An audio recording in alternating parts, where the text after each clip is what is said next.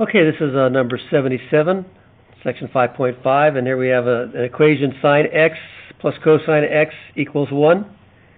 And we don't really know what to do with this, but we know when we have sine squared of x and cosine of x, we can simplify those, so we just square both sides and see what happens. And look what happens. If we square this, we get the sine squared of x plus twice the product of these two numbers plus the cosine squared of x. So if I move this over here, and I've got 2 sine x cosine of x plus the sine squared plus the cosine squared equals 1, well, this is just 1 from our Pythagorean identity. Our Pythagorean identity, sine squared of x plus cosine squared of x equals 1. So I've got this. And then if I subtracted 1 from both sides, I have this. 2 sine of x cosine of x equals 0. If I divide by 2, I have the sine of x equals sine of x times the cosine of x equals 0. That means, and that implies, that either the sine of x equals 0 or the cosine of x equals 0. Well, the sine of x equals 0 at 0 and pi, and the cosine of x equals 0 at pi over 2 or 3 pi over 2. So there's your solutions. That was nice. Okay, 79, we're going to ask you to skip that because we skipped a section. We skipped section 5.4, and that had to do with what we call the sum to product relationships, and we just skipped that. So you needed that to do number 79. So just skip this one. So let's just do 81, and then that'll be that. Okay. So this was 81, and we had the sine of 2x cosine of x plus the cosine of 2x sine of x equals the square root of 2 over 2. Now this looks like sine, cosine, cosine, sine. And it's the sum of these two angles, so that's basically what we can reduce it to. The sine of 2x plus x. Remember, sine, cosine, cosine, sine? The same as this, the same SIGN, back and forth. And 2x plus 1x is 3x. So this is what we've got. Now, if we divide 2 pi by 3, we get 2 pi over 3 as our period, so it's going to be a little trickier. Okay? That's where this little intuitive method works pretty good. I'm sorry, excuse me, this little analytical method works pretty good, or deductive method. All right? So what we do is we know that whatever the sine of something equals the square root of 2 over 2, well, that something would be pi over 4. Okay, because the sine of pi over 4 is the square root of 2 over 2. But that something now is 3x. And then we're going to be looking at every period it's going to reappear, regenerate itself. So we're going to add 2n pi. Okay? So if we write this down, this is going to save us the intuitive approach. Because it's pretty analytical, because all I do is if I want to find out what x is, I just multiply everything by 1/3. So these 3's cancel. Pi over 4 times 3 is pi over 12. And then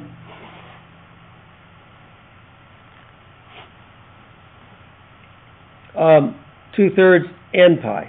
So that's one set of x values. Now remember, n can be 0, 1, 2, 3, 4, whatever, until I pass 2 pi, because that's my interval. So I forgot to write down. This is on this interval 0 to 2 pi. So, same thing, this one was also in the interval. Okay. So since we're on that interval, okay, then we want to keep generating possible roots until we get bigger than 2 pi. So we're going to be going 1/3 at a time because of this period, because our period is actually 2/3 pi. Okay? And then over here, the same thing, we work with this other possibility. The sine of something is the square root of 2 over 2 is also 3 pi over 4.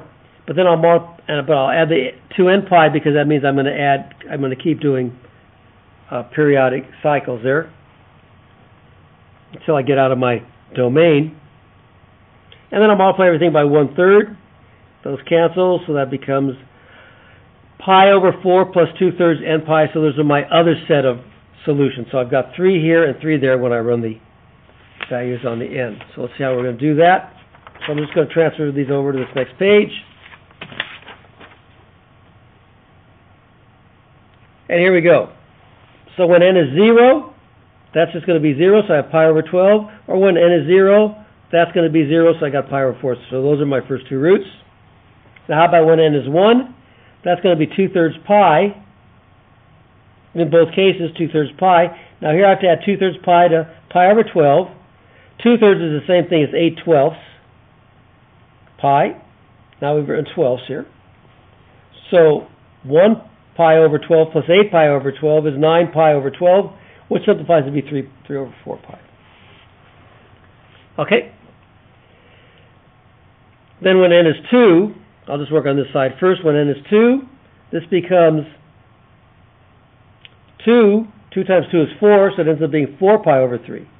See, 2 times 2 is 4 pi over 3. Now if I want to add these,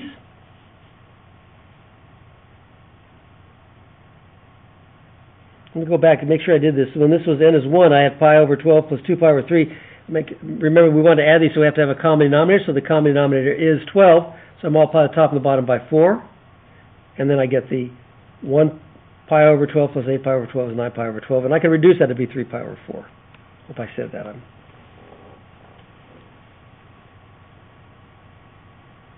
getting a little bit tired here. So hopefully I can make it through this one. This is the last one. And then we've got x equals pi over 12 times the 4 pi over 3. That's when n was 2. So we multiply 2 times 2. And then in order to add these, we have to have a common number, which is 12. This is already in 12, so I just have to multiply the top and the bottom here by 4. 4 times 4 is 16. 4 times 3 is 12. So 1 pi plus 16 pi is 17 pi all over 12. So those are half of your roots. You have 6 roots. Those are half of them. Now over here, we'll work off of this one. And again, when n is 0, this just drops out, so I've got x equals pi over 4. When n is 1, this becomes 1, so that's 2/3 pi plus the pi over 4.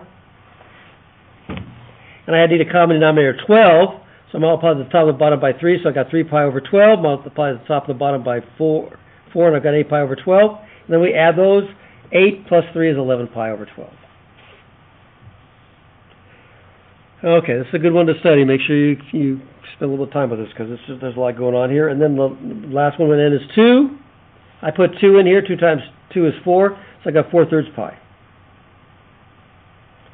Okay, plus pi over 4. In order to add these, I have to have a common denominator of 12, so I multiply the top and the bottom here by 3. And here I want to make this be 12, so I multiply the top and the bottom by 4, so I got 16 pi over 12.